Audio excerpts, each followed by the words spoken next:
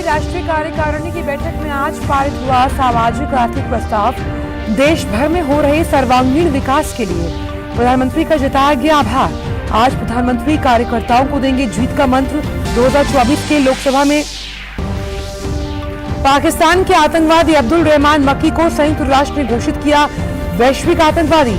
हाफिज सईद के रिश्तेदार मक्की पर भारत में आतंकी हमलों की योजना बनाने, अवैध फंडिंग और युवाओं को उकसाने के आरोप। पुणे में इंफ्रास्ट्रक्चर वर्किंग ग्रुप की बैठक का दूसरा दिन। 4 अलग अलग सत्र में बुनियादी ढांचे में निवेश के तमाम पहलुओं पर बातचीत। भोपाल में थिंक 20 की बैठक पर दुनिया भर के विशेषज्ञ शामिल। कल से तिरुवनंतपुरम में होगी स्वास्थ्य कार्य समूह की पहली बैठक।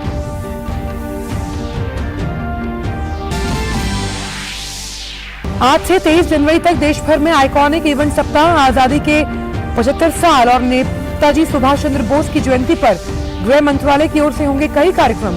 पोर्ट ब्लेयर में गृह मंत्री अमित शाह की मौजूदगी में होगा समापन।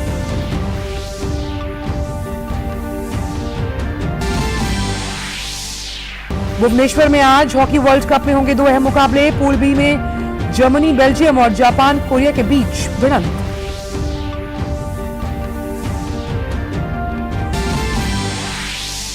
ऑस्ट्रेलियन ओपन में आज जोकोविच खेलेंगे पहले दौर का मैच। नडाल, मेदवेदेव और सित्सिपास सहित कई दिग्गज खिलाड़ियों ने बनाई अगले दौर में जगह। नमस्कार, आप देख रहे हैं डीडी न्यूज। मैं हूं आंचल गुलाटी गुंबर और आइए अब जान लेते हैं इन सभी खबरों को विस्तार के साथ। दिल्ली के एनडीएमसी कन्वेंशन सेंटर में आज बीजेपी की राष्ट्रीय कार्यकारिणी की बैठक चल रही है। कार्यकारिणी की बैठक का आज आखिरी दिन है। प्रधानमंत्री बैठक में शामिल हैं। आज की बैठक का केंद्र प्रधानमंत्री का भाषण है, जब वो पार्टी के कार्यकर्ताओं को जीत का मंत्र देंगे। लेकिन उससे पहले आज देवेंद्र फडणवीस ने सामाजिक आर्थिक प्रस्ताव पेश किया, जिसमें देश भर में हो रहे सर्वांगीण विकास के लिए प्रधानमंत्री का आभार जताया गया।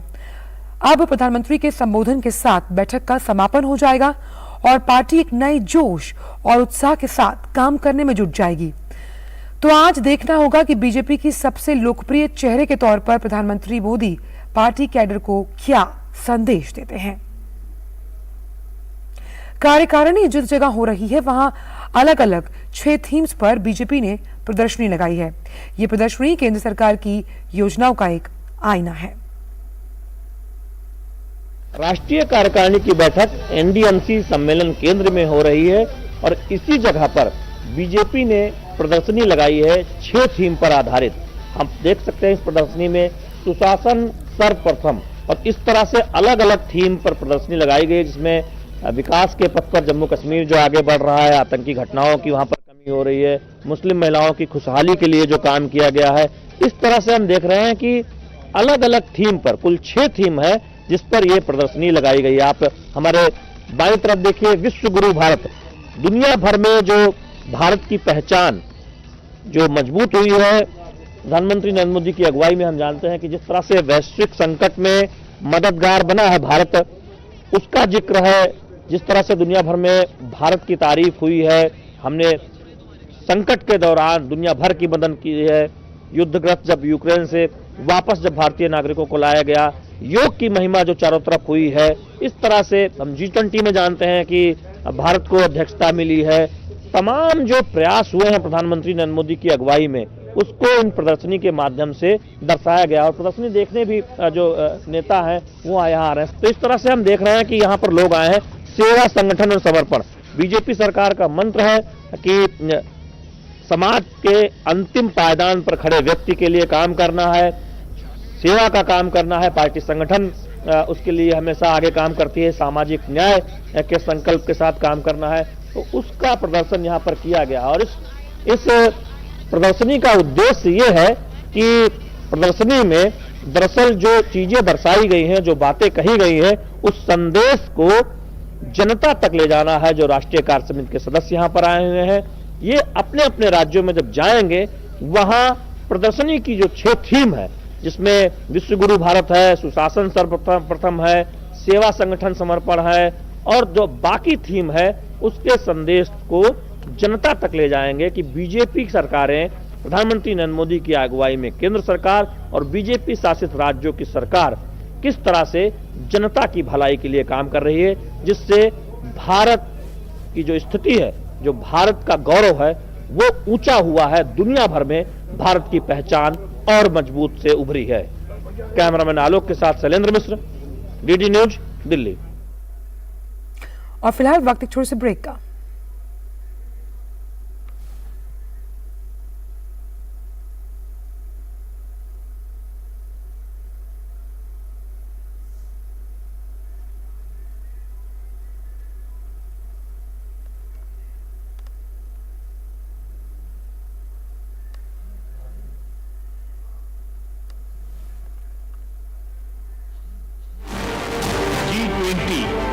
नए विचारों की परिकल्पना के लिए और सामूहिक एक्शन को गति देने के लिए एक ग्लोबल प्राइम मूवर की तरह काम करें। वैश्विक विकास महिलाओं की भागीदारी के बिना संभव नहीं। भारत की G20 अध्यक्षता की theme one earth, one family, one future है पूर्ण रूप से समाहित। G20 की हर एक खबर देश के अलग अलग शहरों से हर पल डीडी न्यूज पर। सारा गोरा लोग को मिला दिया तो मुट्ठी भर भी नहीं होगा। उनके पास ताकत है, बंदूक भी है। बंदूक का एक परेशानी आवाज बहुत करता है, लेकिन संताली के हाथ से निकला हुआ कमान और कमान से निकला तीर चुपचाप शिकार करता है। कि आज तुमका घोड़ा छीनो और अपने अधिकार के लिए लड़ो।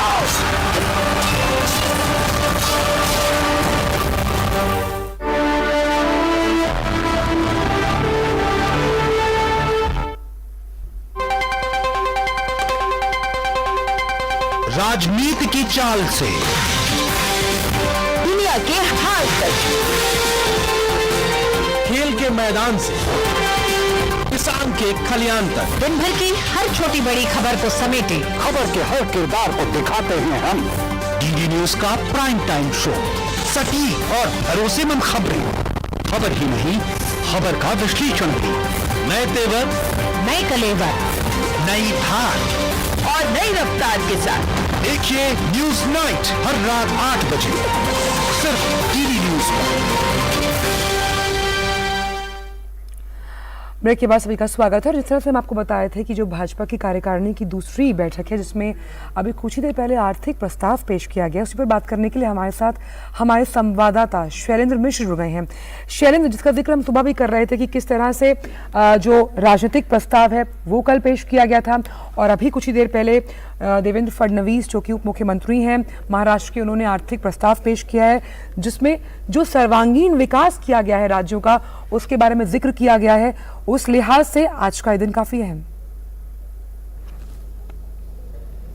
देखिए, अब से थोड़ी देर पहले जो आर्थिक प्रस्ताव, आर्थिक सामाजिक प्रस्ताव पेश किया गया, उसमें इस बात को रेखांकित किया गया है कि बीते 8 वर्षों में समावेशी विकास के रास्ते पर मोदी सरकार आगे बढ़ी है, और जो सबसे पहले कहा था प्रधानमंत्री ने कि सबका साथ सबका विकास के रास्ते पर सरकार आगे बढ़ेगी, तो ये सुनिश्चित किया गया है कि समाज के अंतिम पायदान पर खड़ा जो व्यक्ति है, जो वंचित व्यक्ति है, जो अनुसूचित जाति जनजाति से लोग हैं, उनके कल्याण पर सबसे ज़्यादा ध्यान दिया जाए, और उस दिशा में आगे बढ़ती हुई सरकार दिखी है।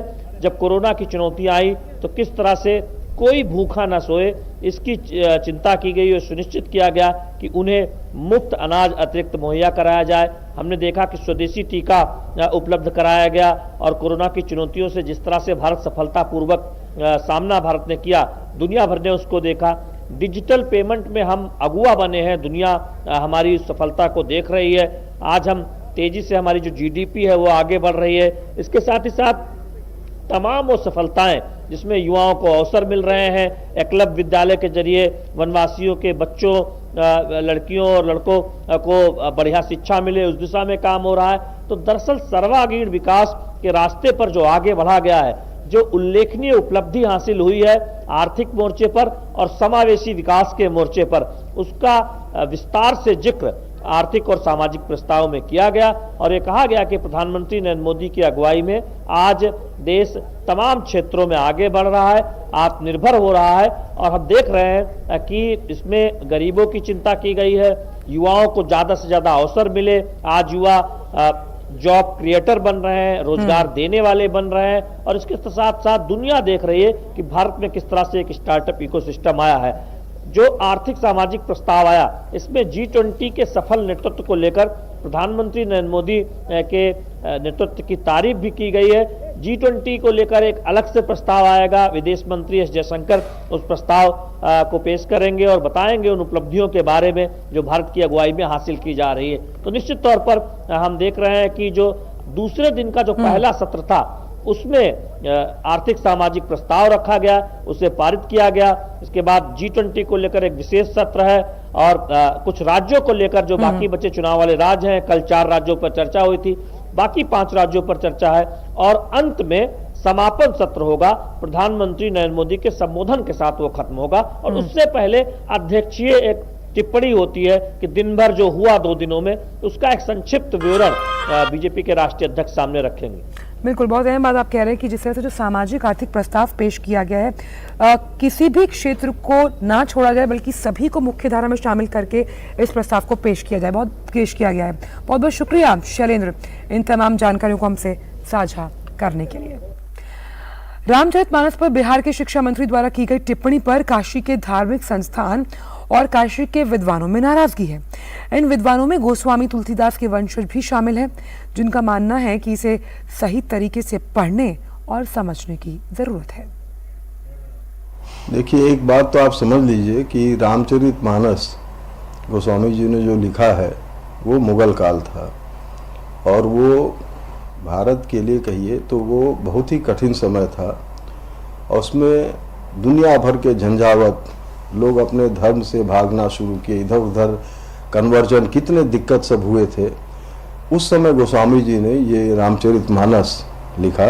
अगर आपको नहीं समझ में आ रहा है तो हम तो कहेंगे कि रामचरितमानस आपको खूब जम के पढ़ना चाहिए और बिना पढ़े उसका ऐसे मतलब उतावला हो के आप किसी हेतु से उसके उटपटांग अर्थ न लगाएं। इस ग्रंथ में कहीं ये नहीं कहा गया है कि आप किसी का अनादर करिए और अगर इस तरह की बात अगर हो रही है तो हम समझते हैं कि उनको रामचरितमानस थोड़ा ठीक से पढ़ना चाहिए और किसी विद्वान के साथ पढ़ना चाहिए जो कि उनको उसका अर्थ बताए। मानव मात्र के उद्धार के लिए शास्त्रोक्त पद्धति के द्वारा संचलन हेतु निर्माण किया गया है। यह किसी वर्ग विशेष को गिराने की दृष्टि से या किसी वर्ग विशेष को उठाने की दृष्टि से ये शास्त्र विरचित नहीं है। शब्द के अनेक अर्थ होने के कारण वर्तमान युग में कुछ वादिगण उसके अर्थ का अनर्थ करते हैं, ये उनके अल्पज्ञता का सूचक है। तुलसीदास जी के दृष्टि में समस्त मानव मात्र के प्रति भगवान की कृपा होती है, सबकी उद्धार की कामना से उन्होंने रामचरितमानस का निर्माण किया है। कि जिस समय शैव और वैष्णव इन दोनों का घोर विवाद चल रहा था तो उसमें समन्वय स्थापित करने का कार्य गोस्वामी तुलसीदास जी ने किया था। इसलिए उनके द्वारा कुछ लिखे हुए वक्तव्य को किसी प्रकार से त्रुटिपूर्ण मानना ये निश्चित रूप से कहीं कहीं अपनी अल्पज्ञता को ही व्यक्त करता है। भले ही देश में कोरोना वायरस से संक्रमित लोगों की संख्या घट रही है, लेकिन कई राज्य सरकारें इस वायरस को लेकर काफी सक्रिय हैं और सतर्कता बरत रही हैं। इसी कड़ी में केरल सरकार ने सार्वजनिक स्थानों पर मास्क लगाना अनिवार्य कर दिया। इस आदेश में दुकानों, थिएटर और किसी भी कार्यक्रम के आयोजकों को अनिवार्य रूप से सैनिटाइजर उपलब्ध कराने के लिए भी कहा गया है। केरल सरकार की ओर से ये कहा गया कि सार्वजनिक स्थानों पर सामाजिक दूरी के मानदंडों का भी पालन किया जाना चाहिए।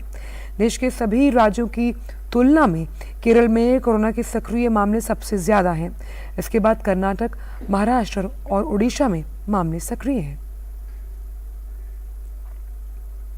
खबर मध्य प्रदेश से, जहां आज G20 के अंतर्गत थिंक 20 समूह की 2 दिनों की बैठक का आज आखिरी दिन और आज भी कई महत्वपूर्ण सत्र हो रहे हैं। 2 दिन की बैठक में दुनिया भर के मंत्री और विषय विशेषज्ञ वैश्विक सुशासन और पर्यावरण की अनुकूल जीवन शैली, नैतिक मूल्यों और शुभता के संबंध में विचार विमर्श कर रहे हैं। थिंक 20 सम्मेलन का उद्घाटन कल मुख्यमंत्री शिवराज सिंह चौहान ने किया था। इसके अलावा बैठक में शामिल मेहमान विश्व प्रसिद्ध सांची के स्तूप का भ्रमण करेंगे।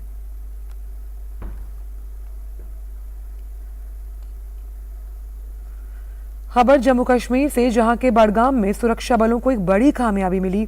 सेना और पुलिस ने संयुक्त कार्रवाई में 2 आतंकियों को मार गिराया। जानकारी के मुताबिक कोट कॉम्प्लेक्स के पास सेना और पुलिस की टीम ने एक संदिग्ध वाहन को रोकने का प्रयास किया था, जिसके बाद इस वाहन में सवार आतंकियों ने गोलीबारी शुरू कर दी। सेना और पुलिस की जवाबी कार्रवाई में ये दोनों आतंकी मारे गए। इनके पास से हथियार और गोला बारूद भी बरामद किए गए हैं।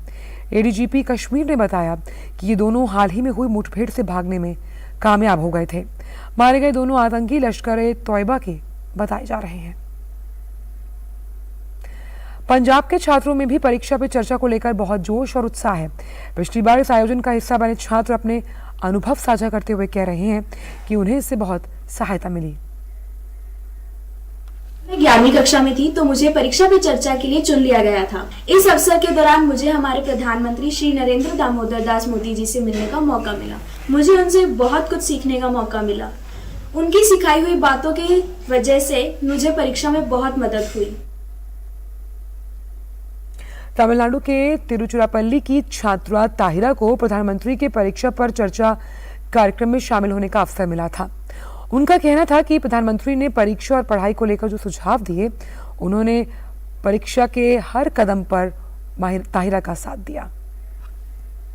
I took part in this program Pariksha Pe Charcha on January 20, 2020. So it was a very wonderful experience for me to take part in this program in a multicultural and multi-diverse background from students from all over the India. Coordinating and receiving the talk from the Prime Minister was very wonderful. The talk was very motivative and amazing in our handling our stress and also how we cope up with our day-to-day lives. Especially it was pointed toward the teenage life. These were very helpful for us. पश्चिम बंगाल में दुर्गापुर के छात्र अभिमन्यु घोष देश के उन छात्रों में शामिल हैं जिन्हें प्रधानमंत्री के परीक्षा पे चर्चा कार्यक्रम में हिस्सा लेने का अवसर मिल चुका है। उनका कहना है कि प्रधानमंत्री का ये कार्यक्रम परीक्षा को लेकर नई समझ पैदा करता है। प्रधानमंत्री जी ने डिफरेंट वेज में एग्जाम को लेके नाना प्रकार से जो हम लोग का जो क्वेरीज थे तो उनको सॉल्व किए थे, उनको अपने भाषा में सबको इजी वे में एक्सप्लेन किए थे, तो जिसके बदौलत हम लोग का जो एग्ज़ाम है वो अच्छा गया था क्लास 10th का। तो क्लास 10th में मेनली जब स्टार्टिंग में आए थे तो प्रधानमंत्री जी का वही सब वर्ड्स मेरे कान में आता था कि ऐसे करके सबको मैनेज करना है, ऐसे करके पढ़ना है, जैसे कि इम्प्रूव हो सके हम लोग का रिजल्ट। तो इसके कारण उनके उन बातों से मेरा रिजल्ट भी थोड़ा इम्प्रूव हुआ था, जैसे कि 10th में मेरा 94.6% आया था। केरल के त्रिसूर में जेनिस जैकब केंद्रीय विद्यालय में अध्यापिका हैं। वो राष्ट्रपति पुरस्कार से सम्मानित भी हैं। उनका कहना है कि परीक्षा पे चर्चा से छात्रों को बहुत लाभ हुआ। I'm happy that our Prime Minister has come up with such an initiative wherein the students interact freely with our Prime Minister, putting across their views on Pariksha, that is the exam they write, which is a life-changing event for them. So let us not fear exams, because exams are not the end of life. They are the beginning. वहीं कर्नाटक में मैसूर के कई छात्र प्रधानमंत्री मोदी के परीक्षा पे चर्चा कार्यक्रम में पहले ही शामिल हो चुके हैं। उनका कहना है कि प्रधानमंत्री के साथ संवाद और उनसे गुरु मंत्र लेने का उनका अनुभव शानदार रहा। प्रधानमंत्री द्वारा दिए गए सुझाव उन्हें बेहद मददगार लगे। Our Honorable Prime Minister Shri Narendra Modi listens all students' questions and helps the students to relax in the study and to focus in the study. Pariksha Pe Charcha motivates the students to face the board exam, especially national entrance exams like NEET, JEE and other things, to study with stressless mind and to feel relaxed while studying. I have talked with Modi ji about time management and exam pressure, how to control how to manage our internal pressure and external pressure by the parents and the teachers and management, and these all are subjects were discussed in that program. वहीं हरियाणा में मेवात के छात्रों और अध्यापकों में भी परीक्षा पे चर्चा कार्यक्रम को लेकर जबरदस्त उत्साह है। इस कार्यक्रम में भाग ले चुके छात्र और उनके साथी इस आयोजन को लाभकारी अनुभव बता रहे हैं। वहीं अध्यापक भी कह रहे हैं कि प्रधानमंत्री की इस पहल से बच्चों को प्रेरणा मिल रही है। जब मेरे भाई का पीपीसी में नंबर आया तो हमें बहुत खुशी हुई और हमें लगा कि हमें भी ऐसी मेहनत करनी चाहिए और उसकी तरह आगे जाना चाहिए। अब मेरा भाई भी लगातार मेहनत कर रहा है और हम भी उसी की तरह मेहनत कर रहे हैं। परीक्षा पे चर्चा का जो एक कार्यक्रम है बहुत ही जबरदस्त और फायदेमंद कार्यक्रम। अभी तक हमने इसमें देखा है पिछले सालों से जैसे ये लगातार हो रहा है तो बहुत सारे बच्चों को जो एक फियर था, फोबिया था एग्जाम का, बहुत हद तक इस पर बच्चों ने ओवरकम किया। तो ये तो एक बहुत ही जबरदस्त कार्यक्रम है हमारे माननीय प्रधानमंत्री की तरफ से, और हम बिल्कुल उम्मीद करते हैं कि इस पर हमारे स्कूल के बच्चों ने भी बहुत फायदा लिया है। पीपीसी जो नरेंद्र मोदी जी का ये प्रोग्राम है, मैंने खुद ऑब्जर्व किया है कि मेवात के बच्चे इस समय दिन दुगनी रात चुगनी तरक्की कर रहे हैं, शून्य से शिखर पर जा रहे हैं। बिल्कुल जीरो लेवल के कुछ स्टूडेंट्स से आज शिखर पे जा रहे हैं। छत्तीसगढ़ के अंबिकापुर की छात्रा अदिति सिंह परीक्षा पे चर्चा में भाग ले चुकी हैं। अपने अनुभव को साझा करते हुए वो बताती हैं कि प्रधानमंत्री मोदी द्वारा दिए गए टिप्स और मंत्रों से उन्हें परीक्षा में बहुत आसानी हुई। उन्होंने उस अनुभव को लाभकारी बताया। आज से 3 साल पहले दिल्ली में ऑर्गेनाइज प्रोग्राम परीक्षा पे चर्चा 2020 का पार्ट थी है। उसमें हमें हमारे honourable prime minister mister Narendra Modi ji से बात करने का मौका मिला था। हम उनसे कोई भी डायरेक्टली क्वेश्चन कर सकते थे और जस्ट वहाँ पे राइट टाइम पे हमें मोदी जी का रिप्लाई मिल रहा था, जो कि हमारे बहुत सारे क्वेश्चन थे। हम अपनी पूरी क्यूरियोसिटी लेके मोदी जी के पास गए थे एंड उन्होंने हर चीज़ का हमें बहुत अच्छे तरीके से एक्सप्लेनेशन दिया, बहुत अच्छे तरीके से सेटिस्फाइड आंसर दिया, जिससे हम बहुत सेटिस्फाइड थे एक्चुअल में। एंड देन उसके बाद उन्होंने हमें आंसर करते हुए बहुत सारी चीज़ें बताई, बहुत सारी अच्छी बातें बताई, लाइक डिसिप्लिन कितना इम्पोर्टेंट है हमारी लाइफ में। अगर आप मार्क्स के लिए स्ट्रेस ले रहे हैं तो आप ज्ञान नॉलेज के पीछे नहीं भाग रहे हैं, लेकिन अगर आप एक्साइटेड हैं तो आप नॉलेज गेन कर रहे हैं, और नॉलेज गेन करना हमारी पढ़ाई का मेन पर्पस है। हमारे मार्क्स हमें कहीं नहीं लेके जाएंगे, हमारी नॉलेज जरूर लेके जाएगी। रुक करते हैं अंतर्राष्ट्रीय खबरों की तरफ। संयुक्त राष्ट्र सुरक्षा परिषद ने पाकिस्तानी मूल के आतंकवादी अब्दुल रहमान मक्की को वैश्विक आतंकी घोषित किया है। ये फैसला यूएनएससी की ISIL और अल कायदा प्रतिबंध समिति ने लिया। पिछले साल भारत की ओर से लश्कर के आतंकवादी अब्दुल रहमान मक्की को वैश्विक आतंकवादी घोषित करने के लिए संयुक्त राष्ट्र में प्रस्ताव लाया गया था, लेकिन चीन ने इसे रोक दिया था। इसके बाद भारत ने चीन पर कड़ी प्रतिक्रिया भी दी थी। अब्दुल रहमान मक्की जमात उद दावा के मुखिया हाफिज सईद का रिश्तेदार है, जिसे भारत में 26 नवंबर 2011 को हुए चरमपंथी हमलों का मास्टरमाइंड माना जाता है। यूएन की ओर से जारी बयान के अनुसार कल 16 जनवरी को सुरक्षा परिषद की समिति ने वैश्विक आतंकवादियों की सूची में अब्दुल रहमान मक्की का नाम शामिल किया। इसके परिणाम स्वरूप दुनिया भर में मक्की की संपत्ति को फ्रीज किया जा सकेगा और मक्की पर यात्रा सहित कई अन्य प्रतिबंध होंगे। वैसे भारत और अमेरिका पहले ही अपने अपने देश में अब्दुल रहमान मक्की को आतंकवादी घोषित कर चुके हैं। मक्की पर युवाओं को कट्टरता की ओर उकसाने का आरोप है। इसके अलावा मक्की पर भारत में हमलों की योजना बनाने और अवैध फंड जुटाने के भी कई आरोप हैं। रुक करते हैं खेल की खबरों को और बात करते हैं हॉकी विश्व कप की, जहां आज 2 मुकाबले खेले जाएंगे। पूल बी में आज दिन के पहले मैच में जापान और कोरिया की टीम आमने सामने होंगी। दोनों टीमों ने अब तक एक मैच खेला है, जिसमें दोनों को हार का मुंह देखना पड़ा। आज के मैच में दोनों टीमें टूर्नामेंट में पहली जीत हासिल करना चाहेंगी। वहीं दूसरे मुकाबले में जर्मनी का सामना बेल्जियम से होगा। दोनों टीम आज दूसरी जीत की तलाश में मैदान पर उतरेंगी। ये दोनों ही मैच भुवनेश्वर में खेले जाएंगे।